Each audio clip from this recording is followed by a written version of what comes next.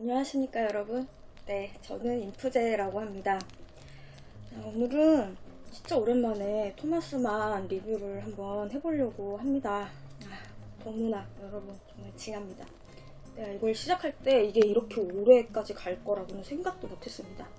어쨌든 우리 원래의 목표는 괴테가 아니라 이제 토마스만을 읽는 거였잖아요. 그리고 이제 다음번에 이 책을 읽어야 되기 때문에 이제 원래 목표로 다시 돌아가서 토마스만 이제 본격적으로 저 로테 바이마르의 오다를 읽기 전에, 저 로테는 이제 괴테와 관련이 되어 있는 책이니까요. 이제 토마스만 단편 중에서 괴테와 관련이 되어 있는 단편들을 위주로 한번 읽어봤습니다. 그래서 첫 번째 단편이 타락 보이시나요? 네. 타락이라는 작품이고요. 요거는 여기 보시면 민음사 세계문학 전집 편본에 들어있습니다. 토마스만님 이렇게 보시기에. 타락은 내용이 그 괴테의 수업 시대, 그러니까 비렐름 마이스터의 수업 시대에 나오는 마리아네와 비렐름의 연애 스토리 있죠? 그거를 토마스만이 19살 때 약간 패러디를 해가지고 토마스만의 스타일로 다시 쓴 내용이 요 타락입니다. 그러니까 토마스만이 괴테를 좋아했던 게 이제 본격적으로 이제 작품 활동을 하고 난 다음부터가 아니라 거의 이제 청소년 시절, 어릴 때부터 이제 괴테의 영향을 받았다라고 볼 수가 있겠죠. 이렇게 19살 때 이런 패러디 작품을 썼으니까. 요거는 이제 그 비렐름 마이스터의 수업 시대에서 나오는 그 마리아네와 비렐름의 연애 스토리를 그대로 가지고 왔는데, 그거를 이제 약간 1900년대, 그 당시로서는 이제 현대였겠지. 그러니까 100년 전에 그 당시 이제 현대적으로 다시 재해석해서 써본 건데요.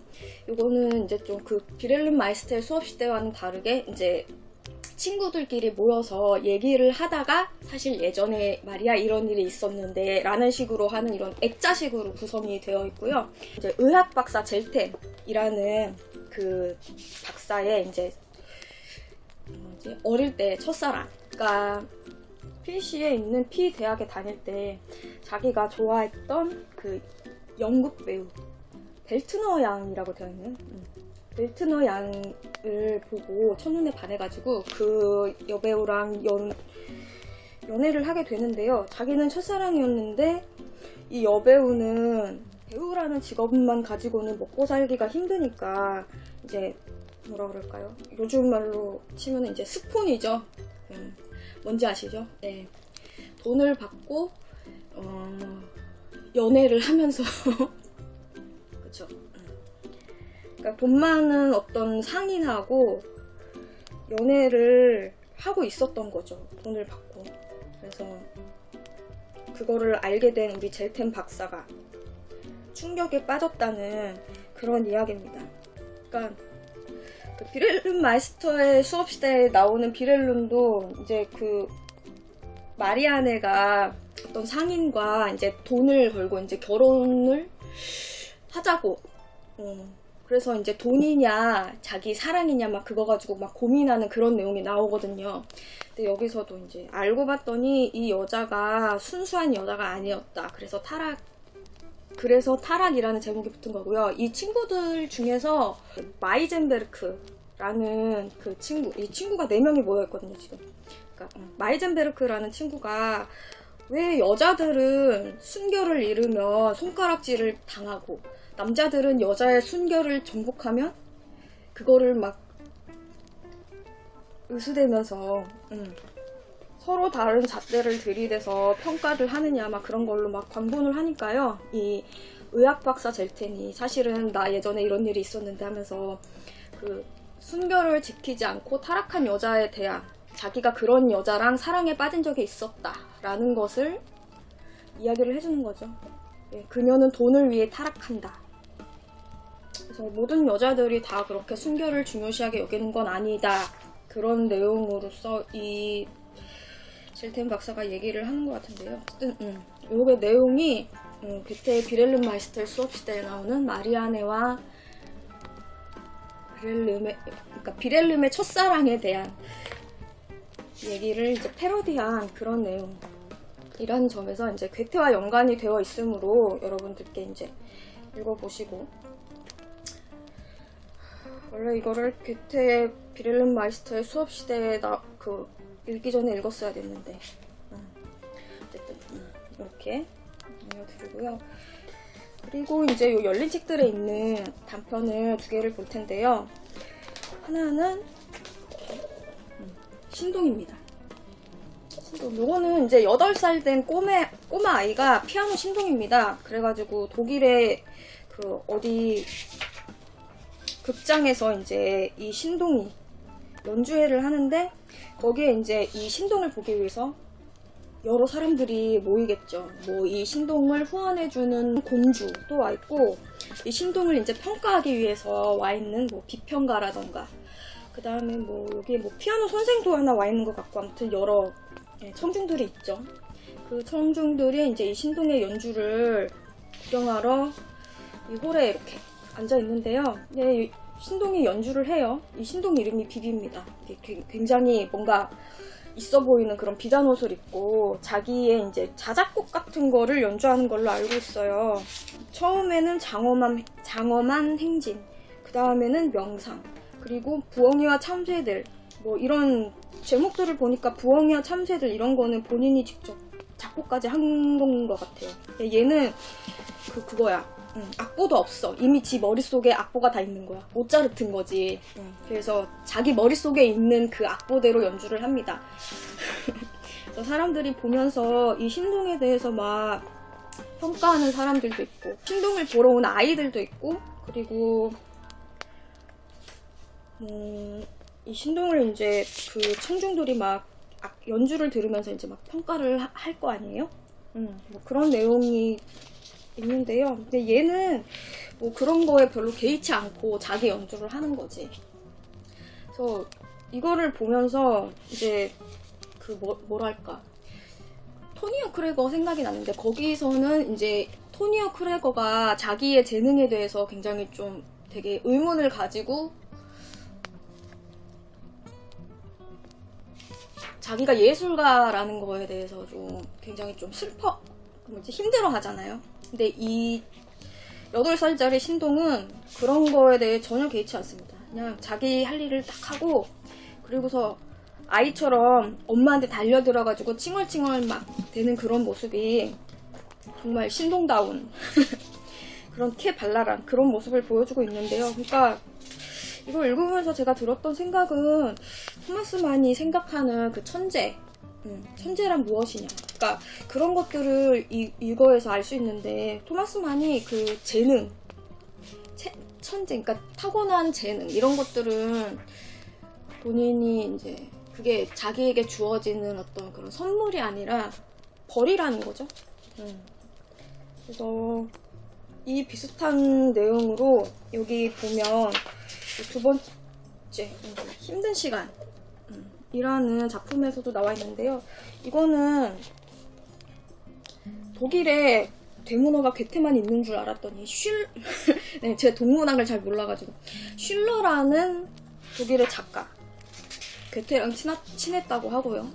슐러가 발렌슈타인이라는 작업을 쓰는 과정 중에 자기가 이제 겪었던 그런 이 창작의 과정이 얼마나 힘든가, 그리고 이 작품을 쓸 때 슐러의 건강 상태가 그렇게 좋지 않았다고 하네요. 그러니까 그런 상태에서 이 창작이 얼마나 힘든 것인지 그 과정을 이렇게 짤막하게 보여주는 건데, 정말 이렇게 저렇게 힘들고 어렵고 그런 고통, 그런 거를 이겨내고 결국은 그 발렌슈타인이라는 작품을 써내는데요.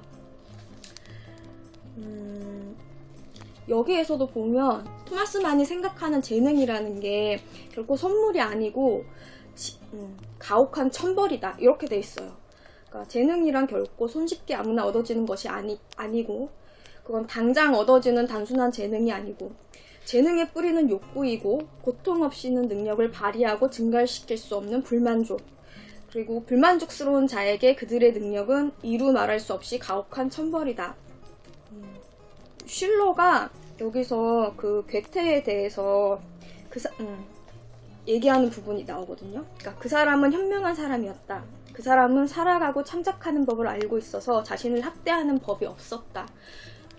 그 사람은 자신을 아주 잘 돌보고 있었다. 그러니까 이 사람이 이제 괴테인 거예요. 그러니까 괴테는 재능과 사회성을 동시에 가지고 있었던, 예술성과 사회성을 동시에 가지고 있었던 사람이라고 실러도, 그러니까 그 토마스 만이 얘기를 하고 있었잖아요. 그러니까 이 슐러의 입장에서도 이제 괴테를 봤을 때 저 사람은 나처럼 자신을 학대하지 않고, 그러니까 막 자기는 그러니까 정신과 육체와 막 이런 거를 다 소모시켜 가면서 창작 활동을 하는데 그 사람은 그렇지 않아 보이고 자신의 몸도 잘 다루고 사회생활도 열심히 하고 그러면서도 자기 작품을 훌륭하게 잘 쓴다 라는 뭐 그런 거에 대한 부러움을 이렇게 나타내고 있는 그런 문장인 것 같아요.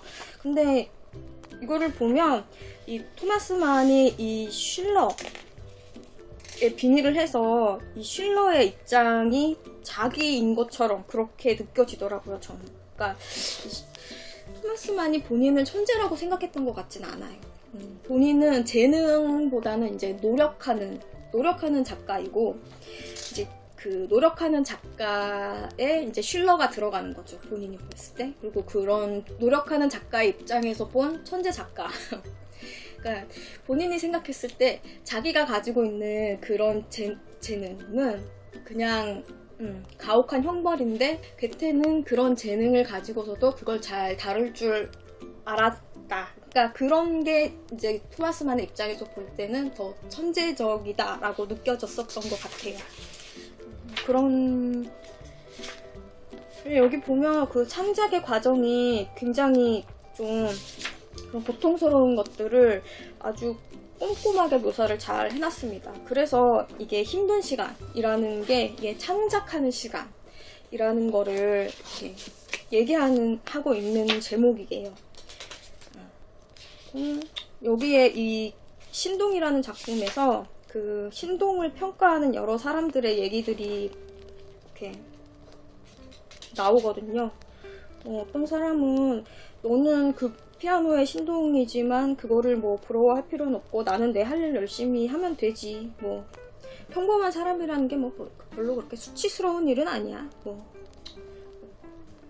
그런 내용도 있고, 또 어떤 피아노 선생은 저거를 왜 저렇게 친대? 뭐 그런 선생님도 있고, 또 어떤 사람은 또 막 뭐 보통은 이제 막 환호를 하겠죠. 저는 조그만 게 어쩜 저렇게 피아노를 잘 칠까 막 이렇게 보고 있고, 애들은 뭐 아무 생각 없고요. 그냥 엄마 따라서 선생님 따라서 온 거겠죠.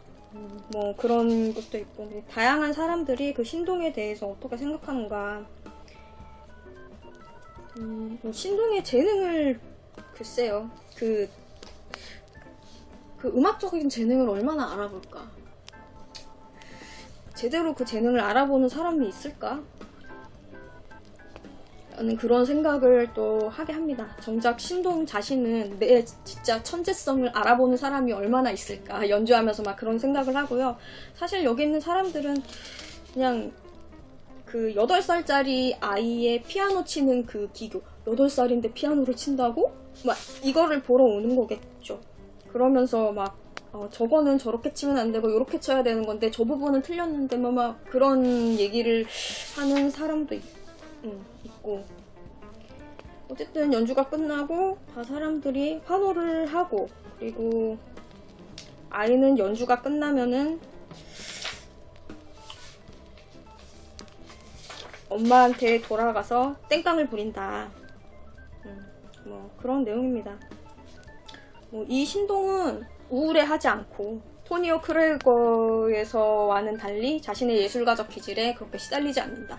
근데 뭐 8살짜리가 그래, 제 생각에는 8살짜리가 시달리면 얼마나 시달리려나. 글쎄요. 천재라면 8살짜리도 시달릴까요? 저는 천재가 아니라서 잘 모르겠습니다. 아무튼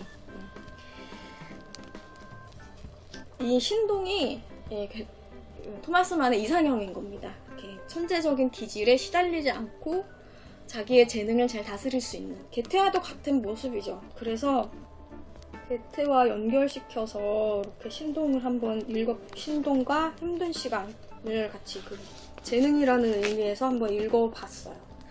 그리고 이렇게 토마스만의 타락까지. 여기에 있는 그 미능사에 있는 이제 단편들은 거의 다 읽은 것 같고 하나 정도 남은 것 같네요. 마리오와 마술사 요거 하나 남았구나. 여기에도 겹치는 게 꽤 있어서 이제 거의 다 읽어갑니다. 토마스만 아직 갈 길이 남았으니까 열심히 집중해서 토마스만의 다른 작품들을 읽어보도록 하고요. 요 로테 바이마르에 오다 책도 한번 재밌게 읽어보도록 하겠습니다. 영상 봐주셔서 감사하고요. 저는 또 다른 영상으로 여러분들을 찾아올 수 있도록 할게요.